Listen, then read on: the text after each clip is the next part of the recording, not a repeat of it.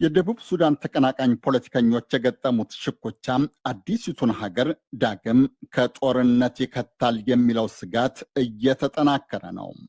የደቡብ ሱዳን ፕሬዝደንት ሳልቫኪር እና ዋነኛ ተቀናቃኛቸው ምክትል ፕሬዝደንት ሪያክ ማቻር ሀገራቸው ከሱዳን ከተገነጠለች ከጥቂት ዓመታት በኋላ የገጠሙት ጦርነት በሰላም ስምምነት የቆመው እንደ ግሪጎሪያኑ አቆጣጠር በ2018 ነበረ። በቅርቡ ግን ሁለቱ ፖለቲከኞች እንደ አዲስ የገጠሙት ሽኩቻ ተካሮ የሚያዟቸው ኃይላት ካለፈው ጥር ጀምሮ በየስፍራው እየተጋጩ ነው። ባለፈው ሳምንት ደግሞ ዶክተር ማቻር ራሳቸው በቁም ታስረዋል። ሁለቱ ወገኖች የገጠሙት ሽኩቻና ግጭት የለየለት ጦርነት እንዳያስከትል ለማደራደር የአፍሪካ ህብረት፣ ኢጋድና ምዕራባውያን መንግስታት እየጠየቁ ለማደራደርም እየጣሩ ነው። ተማጽኖ ጥረቱ የመቀጠሉን ያክል ተቀናቃኞቹ ወገኖች ኃይላቸውን ለማጠናከር ሌላኛውን ወገን ለማዳከምና ለውጊያ የሚያደርጉት ዝግጅትም በየዕለቱ እየናረ ቀጥሏል። የሳልቫኪር መንግስት እስካሁን ድረስ የሱዳን ህዝብ ነፃ አውጪ ንቅናቄ ተቃዋሚ ኤስፒኤልኤም አይኦ የሚባለው የማቻር የፖለቲካ ፓርቲ ያዘው የነበረውን አንድ ክፍለ ጦር ከማቻር ፓርቲ ከድቶም ሳልቫኪር ከሚያዙት የደቡብ ሱዳን ጦር ጋር እንዲያብር አድርጓል። የጦሩ አዛዥ ጀኔራል ጋብርኤል ቦል አኑር ባለፈው ሮብ እንዳሉት የሚያዙት ጦር ከእንግዲህ ተጠሪነቱ ለደቡብ ሱዳን መከላከያ ሰራዊት ነው። ብርጋዴር ጀነራል ጋብርኤል ቦል አኑር እኔ የኤስፒኤልኤም አይኦ የንቅናቄ የድርጅት ጉዳይ አዛዥ ብርጋዴር ጀነራል ጋብርኤል ቦል አኑር በማዘው ጦር ስም በዶክተር ሪክ ማቻር ከሚታዘዘው ከኤስፒኤልኤ አይኦ አንጃ ለቀን ከደቡብ ሱዳን ህዝባዊ መከላከያ ኃይል ጋር በይፋ ማበራችንን አስታውቃለሁ። በፊት ለዶክተር ኮሎኔል ጆን ጋራንግ ኋላ ደግሞ ለሳልቫኪር ጠንካራ ድጋፍ የምትሰጠው ዩጋንዳ ደግሞ ለሳልቫኪር ኃይል ድጋፍ የሚሰጥ ጦር ጁባ ውስጥ ማስፈሯ በሰፊው እየተነገረ ነው። የዩጋንዳው ፕሬዚደንት ዩዌሪ ሙሴቬኒ ራሳቸው ባለፈው ሐሙስ ጁባን ጎብኝተዋል። ፕሬዚደንት ሙሴቬኒን አጅበው ጁባን የጎበኙት የዩጋንዳ ውጭ ጉዳይ ሚኒስትር ጆን ሙሊምባ እንዳሉት የሁለቱ ሀገራት መሪዎች በጋራና አካባቢያዊ ጉዳዮች ላይ ተነጋግረዋል። በሁለቱ መንግስቶቻችን መካከል ባሉና ለሁለቱ መንግስታት በሚጠቅሙ ጉዳዮች ላይ በመግባባት መንፈስ ተወያይተናል። በሁለቱ መንግስቶቻችን መካከል በአጠቃላይ በአካባቢው ያሉ የጸጥታ ጉዳዮችን አንስተናል። የንግድ ልውውጥን አንስተናል። የማህበራዊና ኢኮኖሚያዊ ጥያቄዎችንም አንስተናል። ይበሉ እንጂ የጉብኝት ውይይቱ ትኩረት ሙሴቬኒ እንደስከዛሬው ሁሉም ለሳልቫኪር አለኝታ መሆናቸውን ለማሳየት እንደሆነ ለብዙዎች ምስጢር አልሆነም። ከሙሴቬኒ ጉብኝት ቀደም ብለው የአፍሪካ ህብረት የብልሆች ምክር ቤት የሚለው የአደራዳሪዎች ቡድን አባላት ጁባን ጎብኝተዋል። ማቻር ያለምንም ቅድመ ሁኔታ ከቁም እስር እንዲለቀቁ የአፍሪካ ህብረት የሰላምና የጸጥታ ምክር ቤት ባለፈው ሐሙስ ጠይቆም ነበረ። እስካሁን ግን የሰማው እንጂ የተቀበለው የለም። ክራይሲስ ግሩፕ የተሰኘው ተቋም የደቡብ ሱዳን ጉዳይ አጥኚ ዳንኤል አኮቾ እንደሚሉት የደቡብ ሱዳን ተቀናቃኝ ፖለቲከኞች ጠብ አሁን ከደረሰበት ደረጃ የደረሰው እንደ ግሪጎሪያኑ አቆጣጠር በ2013 የተጀመረውን ጦርነት ያስቆመው ስምምነት ገቢር ባለመሆኑ ነው።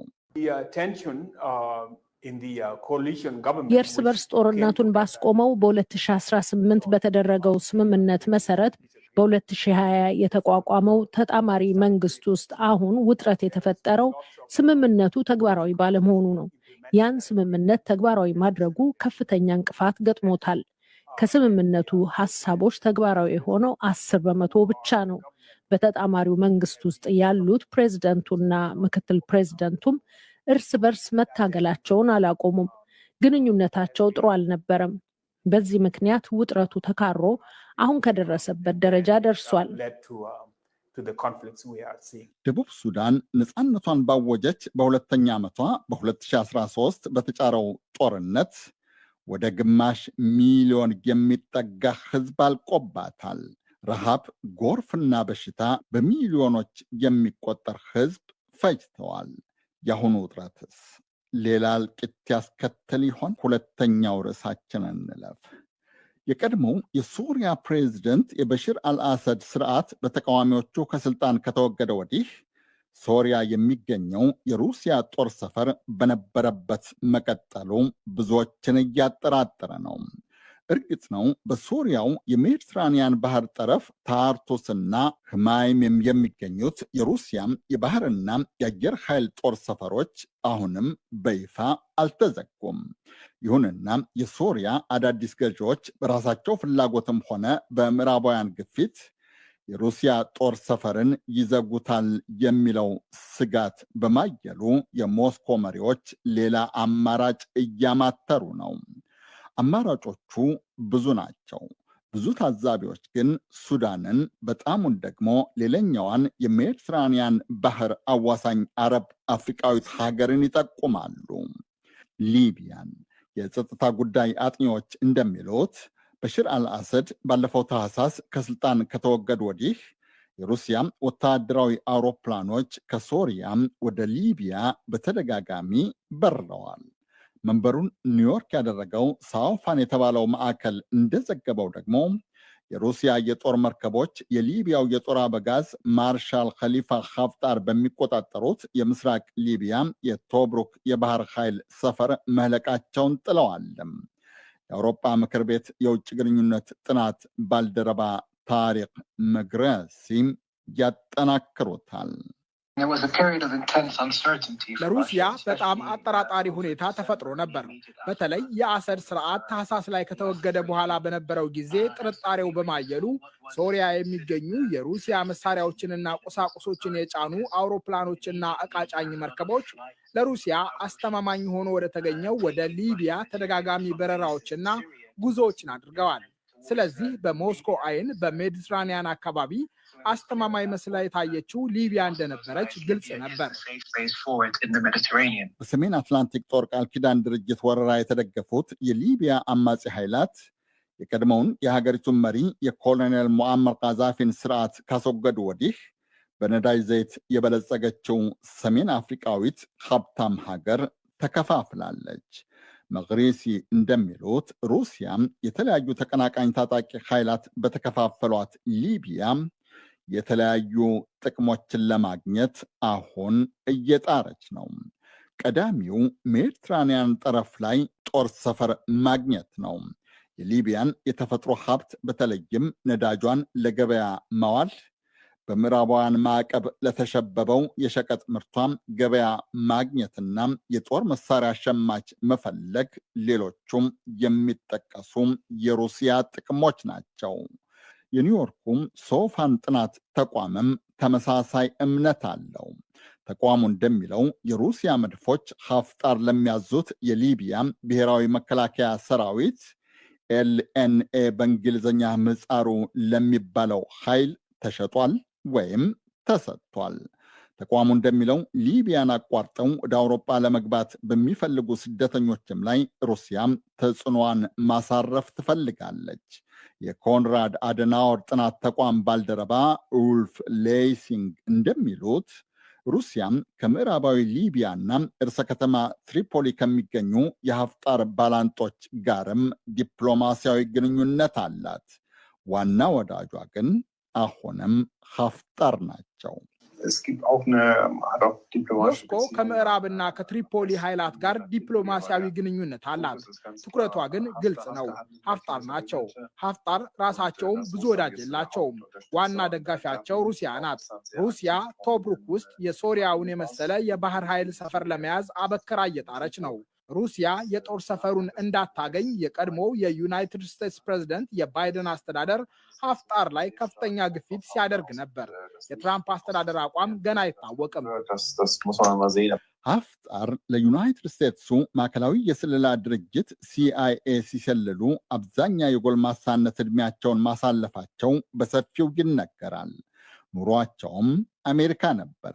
እንደ ግሪጎሪያኑ አቆጣጠር በ2011 ኮሎኔል ሙአመር ጋዛፊ ከተገደሉና ስርዓታቸው ከተገረሰሰ በኋላ ወደ ሀገራቸው የተመለሱት ሀፍጣር ዘንድሮም 80 ዓመታቸውን ደፍነዋል።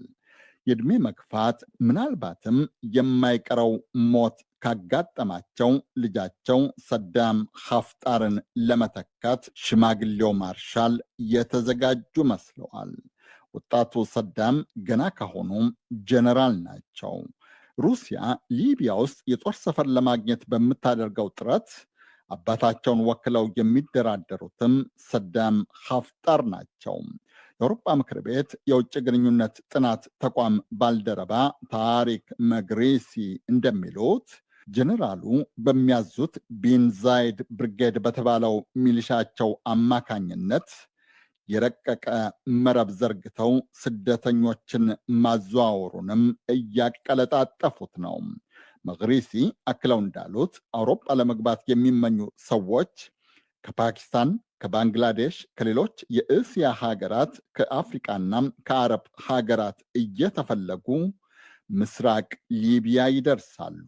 አንዳንዱ ስደተኛም እስከ $9,000 እንዲከፍል ይገደዳል። በመግሪሲ ጥናት መሰረት ሩሲያ በርካታ ስደተኞች ወደ አውሮፓ መፍለሳቸውን አውሮጶችን ለመጉዳት እንደ ጥሩ መሳሪያ ትጠቀምበታለች። ከዚህ ቀደም የሶሪያ ስደተኞች በቤሎሩስ በኩል አውሮፓ እንዲገቡ ሩሲያ ስትገፋፋ ነበረ። አሁን ደግሞ ምስራቅ ሊቢያን የሚቆጣጠሩት ወዳጆቿ ስደተኞቹን በብዛት ወደ አውሮፓ ማሻገራቸውን ትደግፋለች። አውሮጶችን ለመበቀል እንደ መሳሪያ ትጠቀምበታለች። ተንታኙ እንደሚሉት ትኩረት በአፍሪቃ የዛሬው የእስካሁኑ ነበር። ነጋሽ መሐመድ ነኝ። መልካም የሳምንት መጨረሻ